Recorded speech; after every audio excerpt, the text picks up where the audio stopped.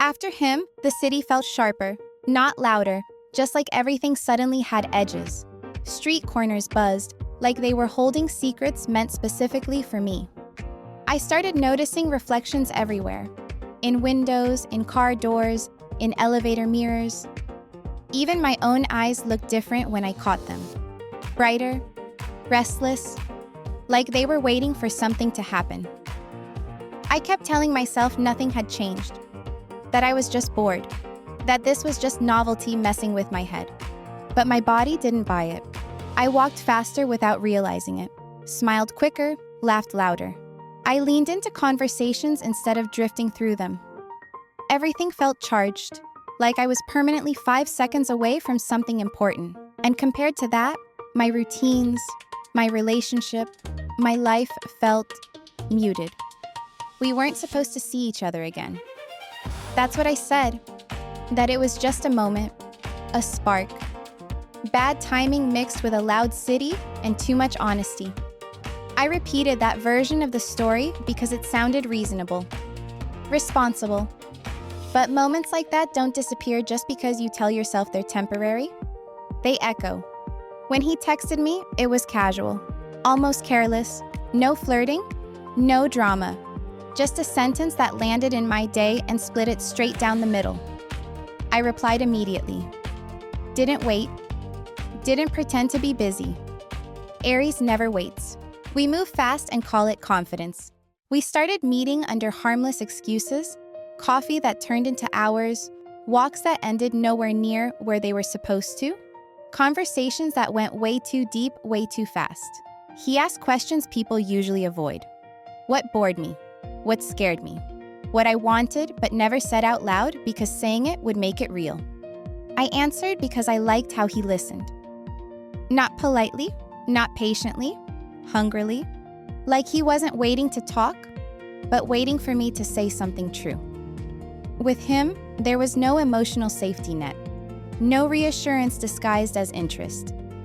He didn't soften me, he sharpened me. With him, I wasn't someone's girlfriend.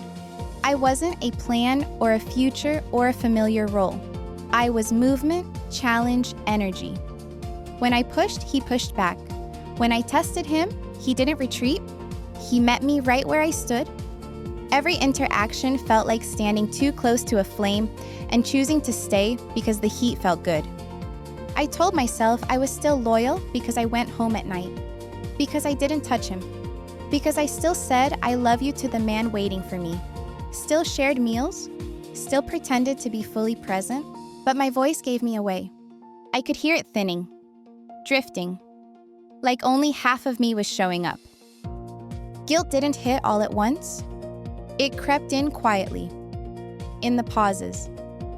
When my boyfriend reached for my hand and there was a second too long before I squeezed back.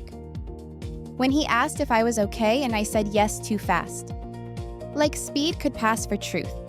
When I caught myself turning my phone screen away, not because I had to, but because I wanted to. That scared me more than wanting him ever did. With the other man, everything was immediate. No history, no future. Just now. He didn't ask where this was going, and I didn't either. Aries hates conversations that slow things down. We don't define, we feel. We accelerate. One night, on a crowded sidewalk, his arm brushed mine. Accidental. Nothing. Everything. My breath caught, not because of the touch, but because of how badly I wanted it to mean more. I didn't step away. Neither did he. The city kept moving, loud and indifferent, while something quiet and irreversible settled between us. That's when I knew. I hadn't crossed a physical line yet, but my loyalty had already moved. My attention, my excitement, my hunger. All of it leaned toward him now.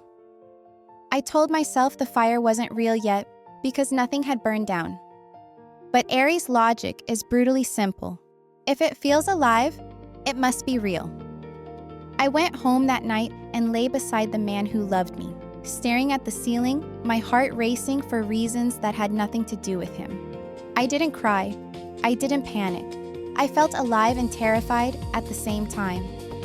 And underneath it all, a quiet truth settled into my chest.